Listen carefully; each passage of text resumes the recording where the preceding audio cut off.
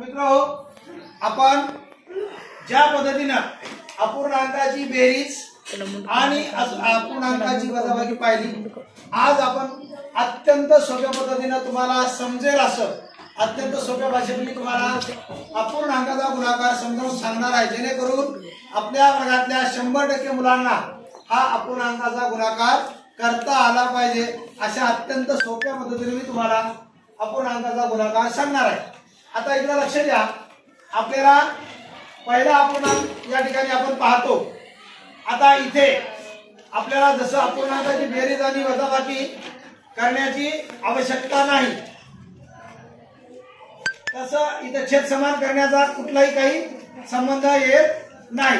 आता लक्षात घ्या, या ठिकाणी आपलं एक काम कमी झालं। आपल्याला या ठिकाणी जेव्हा गुणाकार करायचा आहे तेव्हा सर्वप्रथम आपण अपूर्णांकाचं अगोदर वाचन करून घेऊ। वाचा 5/4 गुणिले 3/7। अगदी बरोबर, 5/4 गुणिले 3/7। आता अगदी गुणाकाराची सोपी पद्धत आपण या ठिकाणी बरोबरचं चिन्ह देऊया।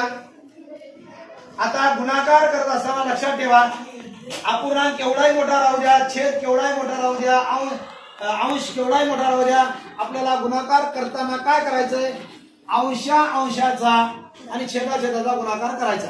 इथं छेद समान करत बसायचं नाही। आता या ठिकाणी बघा, 5 आणि 3 हे अंश आहेत, यांचा गुणाकार, 4 आणि 7 हे छेद आहेत, यांचा गुणाकार। तर आता आपण बघूया, 5 गुणिले 3 आणि 4 गुणिले 7। आता सरळ सरळ आपल्याला काय करायचं, 5×3 15 आणि 7×4 28। आता बघा, याचं उत्तर आलेलं आहे, याचा गुणाकार आलेला आहे 15/28।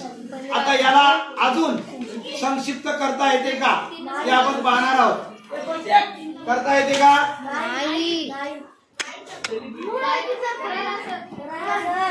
नसेल तर आपण या ठिकाणी थांबूया। तर अशा प्रकारे आपल्याला अत्यंत सोप्या पद्धतीने अपूर्णांकाचा गुणाकार या ठिकाणी करायचा आहे। तर आता मी तुम्हाला हे उदाहरण सोडवायला देणार आहे। आता हे 2 उदाहरणं तुम्ही सोडवायचे आहेत।